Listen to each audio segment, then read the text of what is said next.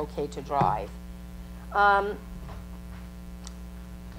I wanted to touch on something that came up just now regarding volunteers. If you have volunteers that have been approved volunteers and they're working in your camps, but you expect that you're going to give them a stipend for working your camp, they now need new hire paperwork, because as a volunteer, they're not a Stetson employee, so they have nothing in the system that would generate pay for them.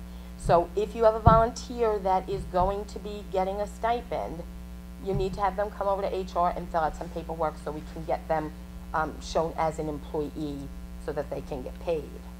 I also just wanted to reiterate for any part-time staff that we do need the number of hours on the PAF. And I know we just kind of went over that, but I'm just throwing it out there.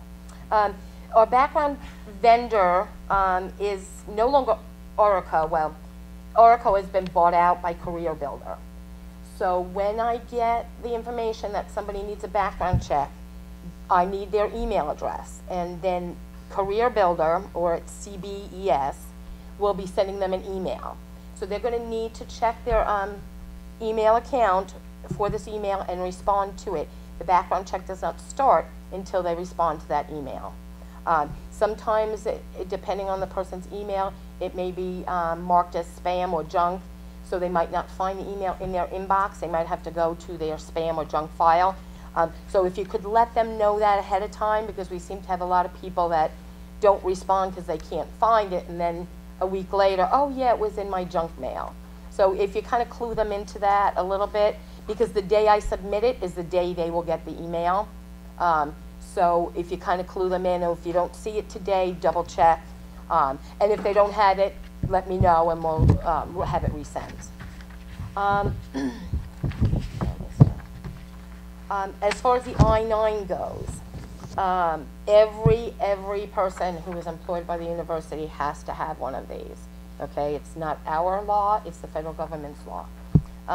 So they will need to come to HR amongst other paperwork, tax paperwork and information. And I'm also providing you with a list of acceptable documents. So if they pick one of the items in column A, which is, say, a passport, that will suffice on its own. If they want to use their driver's license, then they're going to have to put another piece of identification with it, a social security card, a birth certificate. And I have that list for you so you can let them know ahead of time what information that they need to bring.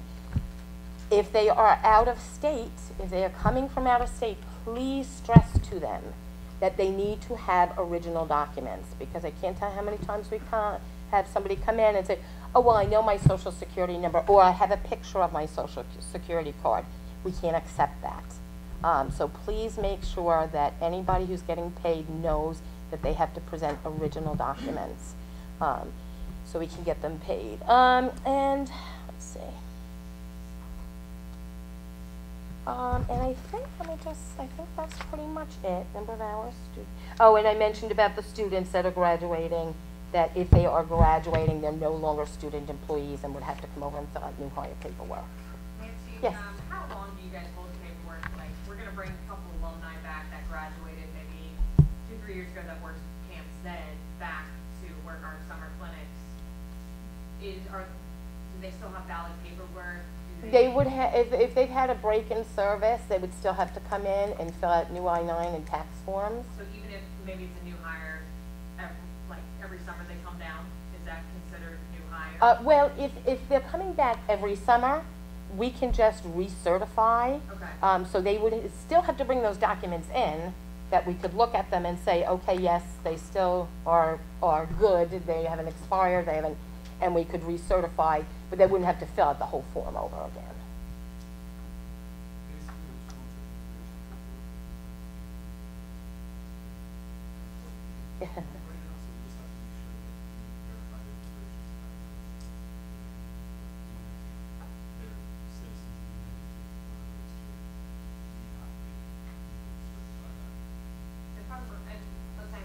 Find someone in from Chattanooga. Mhm. Camp starts on Sunday. You guys obviously are closed. She's flying in late Saturday night. Monday morning, she needs to be in your office to verify. If she could get here Friday, that would be even better. But yeah, by Monday morning, because she really shouldn't work the camp Sunday.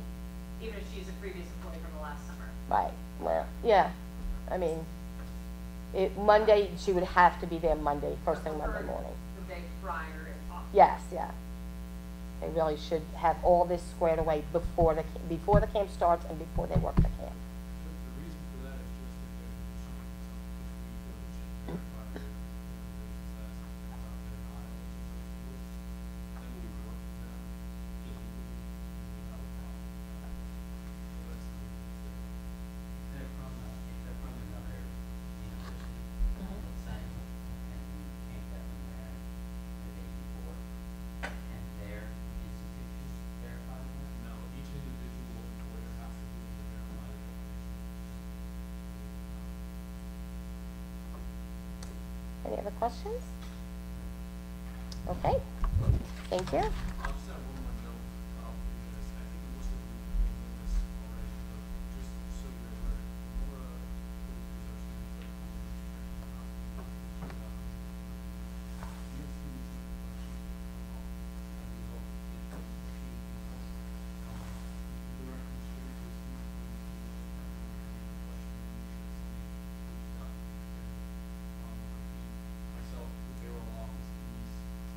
Betty, we're trying to make sure all of our bases are covered for that stuff.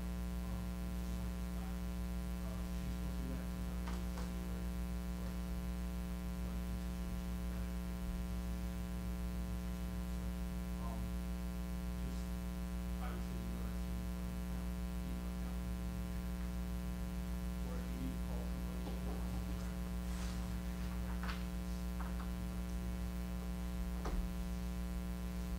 Thank you. Nancy, with the price for the background check, still 26? Okay, just keep that in mind. For your camp budgets, when you're doing your budgets, to include that in your estimated cost, if you're going to run a whole list of background checks.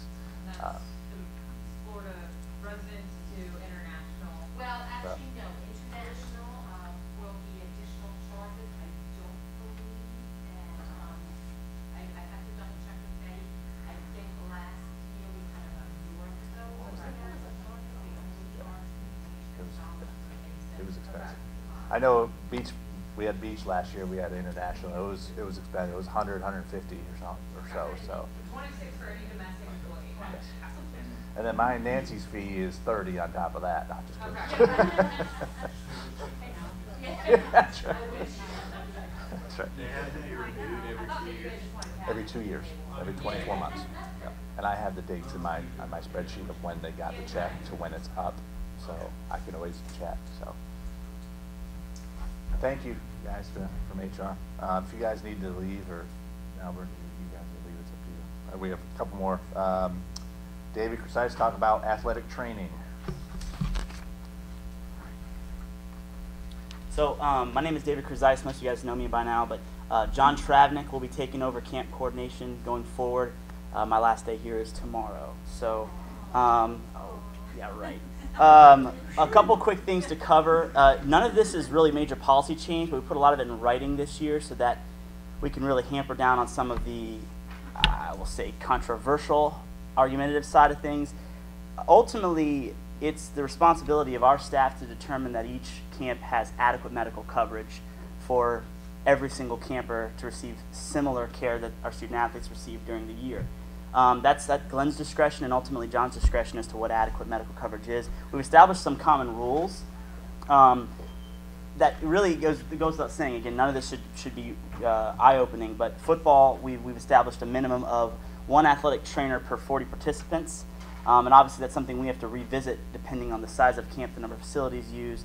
Men's, women's soccer, that's 1 athletic trainer per camp venue. It's not really ever been an issue, but if for whatever reason you guys go tandem on a camp and you're going to have campers at multiple locations, then you need to hire multiple staff. Volleyball, 1 per camp is usually sufficient, and if your numbers explode, then just let us know. Men's and women's basketball, you're one of the few camps that host a lot of competitions on campus, and you'll utilize multiple facilities. Now, if it's going to be mostly an instructional camp, and you're going to utilize the Hollis Center and the Edmond Center in tandem, as long as it's mostly instructional sessions, 1 athletic trainer can cover both of those locations. However, if you're going to have games going on simultaneously in any facility, you need an athletic trainer in each facility. One athletic trainer per facility. And again, if we run into an issue where it's a hybrid of the two, some sessions are instructional, some aren't, we can revisit that. Lacrosse falls in the same category as soccer, is one athletic trainer per camp unless competitions exist. And then baseball, softball are deemed lower risk. And we've made a concession to the fact that sometimes, you're welcome, sometimes we understand that your numbers will be so low that it would almost be more of an individual lesson than it would be an actual camp session. So you need an athletic trainer when your numbers go over 10, and that would be venue specific as well. Or 140, yeah. But again, we will use discretion at each camp. If we realize that you're going to have 150 student athletes and you're going to need to expand across multiple locations, then we have to address that individually. Tennis, rowing, golf, and cheer do not require a certified athletic trainer present as long as a representative of the institution is there who is CPR certified. And that's our kind of caveats there. Obviously, our camp coordinators in Glenn would encourage you guys to hire our staff because that comes with all of our equipment and all of our knowledge of our facilities here. However, we realize many of you like to hire outside. Assuming you've done everything HR asks, we also have some criteria that we use to vet athletic training staff members that ensure that appropriate care is being given across the board. The names, obviously you have to get all your HR stuff done first and foremost, but we need at least 2 weeks to vet these athletic trainers that are coming in from outside representatives. So that's in order for us to verify current state licensure, national certification, independent liability insurance on top of the camp's insurance, and also need to submit their legal documents showing us that they are eligible to participate as an athletic trainer in the state. A background check has to be on file. Mike can verify the current list of independent contracted athletic trainers if our staff is not being hired. But again, if you're going to hire our staff or anyone affiliated with our staff, we charge $25 per hour per camp session. And it's something that we would feel is fair. We've done cross-sectional research across the entire state and all across our conference affiliates, and all of them are feeling like we're pretty competitive at the lowest standard for what an athletic trainer charges per hour. Yes. Just interject. And if you do hire athletic trainers outside, they would be considered independent contractors and not employees who go through HR, who go through accounts payable. That is correct. Okay. Additionally, they would need to come and have a meeting with us to discuss our standard operating procedures, their standard operating procedures, our team physicians' expectations, and to go over Stetson's emergency action plans on every facility being used. Continuing with that, we would need to make sure that they are prepared to provide all necessary equipment to do their job. Obviously, with facilities permission, we'll grant them access to certain areas to access water, ice. But if you're going to have a camp that's going to hire an outside affiliate, they're responsible for bringing their own medical equipment, their own bags, their own coolers, for example. Anything that you hire outside for, they're responsible for providing the equipment for. If you hire our staff, durable goods like our emergency equipment, our medical bags and equipment, our staff's availability and access to the rooms comes along with that. However, anything like cups, Powerade, I guess you say non-durable good use has to be billed from the camp individually as well. So those are things we can't provide. Excess of that, again, we kind of assess all these things on an individual basis, but for the most part, I think nothing's really changed. We just put a lot of this verbiage in writing so that there's less, interpretation problems. In the event that you guys, it's the fall and everybody's busy, everybody's working at Stetson event, all of our pre-approved athletic trainers are busy, doing more Stetson events, is it our responsibility to find another athletic trainer, or how should we handle that? Right. We realize that this happens from time to time, especially when you guys have camp sessions that occur during the middle of the semester when our staff is doing their primary responsibilities. We do our very best, John will do his very best to try to find and vet the independent contract workers for you, but realize issues arise. That's a gray area that I would say is often falls on the camp coordinator to have vetted that ahead of time. Now, we realize that camp sessions get added in the middle of the semester, and we don't always do our best in late August of looking at camp calendars as opposed to our own athletics calendars. that's something that we've stressed as a staff that we're going to begin, which is even more important that we have that 2-week window of time to notify outside athletic trainers to get their stuff completed. But it is something that we will then take the initiative to try to find and replace that athletic trainer. Athletic trainers who are outside independent contractors, they can also trigger IWP status. So I need to make sure that I have their information and send them any follow-up questionnaires that we need. So that's going to be basketballs and footballs primarily. Don't worry about it. Still be a contract. Correct. And again, some athletic trainers, especially on our staff, will work camps for multiple sports. If they've had a background check with women's soccer at the beginning of the summer, they do not need an additional background check for the rest of the summer. Fortunately, Minoj foots the bill for the rest of you guys, so you can buy them a beer or something. And then the last thing, we've adopted the medical reporting form, the incident reporting form that the rest of campus uses, just so we're all speaking the same language. We do expect our athletic trainers, and this is something we vet with them, to keep medical records in addition to that. It just helps support the emergency action plans being activated, and it's a higher standard than what the simple form entails. But again, that's something we keep record of. John handles that. When you hire an athletic trainer, we receive notification from Mike that your camp has been approved. I put a calendar update in my calendar to notify me 2 weeks out if you haven't had an athletic trainer provided me, and then we appoint that to one of our staff. Danny, for example, you just added a camp. It's less than 2 weeks away. However, we are going to do our best to fill that camp with one of our staff, because if you haven't given us reason that you're going to hire outside of it, we try to fill from within. And if you guys have a preference, obviously we always extend it to your team's athletic trainer first, and then to the independent contractors there, but we just kind of go by order of operation who's available. And again, all of our staff are vetted, and then we go to the independent contractors who are vetted already. But if you're bringing in an outside athletic trainer from a high school, DeLand High School, for example, you're going to be at their facility, we still have to vet them even though they're not touching Stetson's campus. Any questions on anything else? Fantastic. Going forward, John will be your main point of contact, but I'll be around if you need anything. Yeah, see you, John. Thanks, Thanks guys.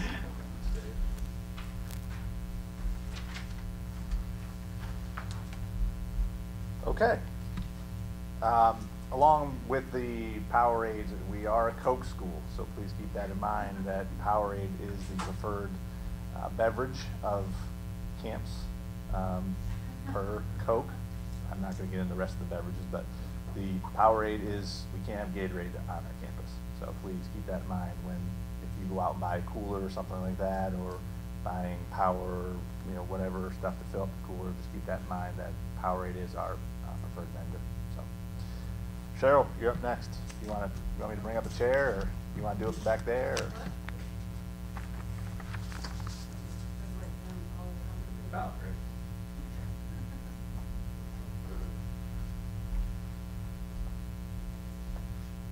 right? Okay, I don't have a whole lot because, believe it or not, this is one area where I don't have as much paperwork to do as you all do. Basically, what's going to run through my office is if you purchase anything without your P card, obviously P card, it'll eventually make its way to me when you do your SDG2 report. But if, for instance, you're going to rent vans from Enterprise and you don't want to use your P card, you want to use a DPO, that would come through my office. If you're going to buy t-shirts or whatever from BSN, it would be similar. You would get a quote through either Dustin or Kevin, and then that paperwork would get turned in to me, and we would do the PO and get you those things ordered. If you are going to use the print shop for things, again, make sure when you go over there, or if you're emailing them, let's say your brochure and you want them to print it out, make sure that you give them the proper FOAP for the camp. You're always going to be wrong if you start your fund for camp with the 30006. Because that is their operating budget fund code. Okay, you should have your camp FOAP. It should be on the top of your budget sheets. If you have a question as to what your FOAP is for camp, you can email me, and if I don't have the information, I'll get it from Albert or Denise and let you know what it is. Also, if you have to do a check request for a refund, that of course also would come through my office. But pretty much, not a whole lot usually comes through my office. Like I said, unless you're ordering things and need requisitions. The other thing that does come to me at the end is when you do your PAFs, whether it's the final one or your camp director or any of your employees, those PAFs come to me first. I look over them to make sure that hopefully they've been done correctly. I try and check to make sure and catch it at the front end in case we haven't put hours in and the hourly rate in. I also sometimes catch other things that may be incorrect, and I make sure they're right. That also goes along with the camp director reconciliation forms. That, along with the camp director's PAF, also comes to me first. Jeff will not sign any camp PAFs without my signature on them somewhere. So please make sure that those come to me, because it's just going to save you time in the long run. On the bottom of the PAF, it says something about director or supervisor. It's the first little square on the bottom left-hand side. Make sure the camp director has signed that box. That way I know that you all have realized that you actually are going to pay this person. That includes the camp director PAF and the camp director reconciliation form. Make sure there's places for signage there. And I don't want to just see Denise's signature on that. I need your signature as camp director as well as also on your PAF. If you're the camp director but your head coach is not taking money, they're letting you be the camp director, then I need your head coach's signature on that as camp director. Any other questions for me? I'll be glad to help you out as much as I can with camps, but again, realize a lot of this paperwork doesn't have anything to do with my office. I have done camps before, so I'll help you out where I can. But similarly to Denise, please don't just walk into my office. I mean, you guys can do that for all your other paperwork stuff. But if it's pertaining camp and it's a very specific question, really email me works great. And just on a general note, I'm not sure how much longer I'm going to be here today. I'm not feeling well. My mother is in ICU. So it's going to be hit or miss this week. So if you need me for something, probably the best way to communicate to me is either via email, or if it's something that you need an answer for right away, you can text message me on my cell phone. Okay? Thank you.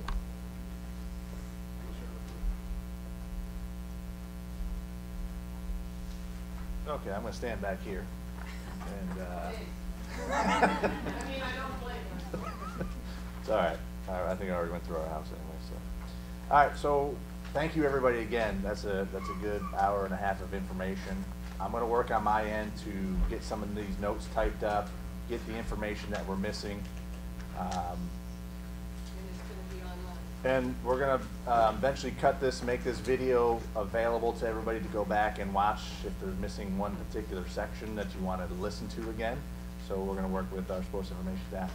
They're gracious enough for us to let us video this today and help us kind of get that ready for you in case you want to go back and view that. So I will follow up on some of the other questions that were brought up, and we'll get you an email with forms and everything. Yes, sir. Can we get those price points from David about Oh, yes, sorry. dorm and cafeteria and stuff like I that? didn't bring them with me, and I haven't gotten an exact price on the meals yet from food service, but, Can I get that? And then, we decided on the overhead rate a year and a half ago for this year, and I'll get all that tonight. yeah, I want to get this all in one email form so that you have everything that's possible. Significantly. Okay. All right, thank you, everybody. There's donuts, water. Take it with you.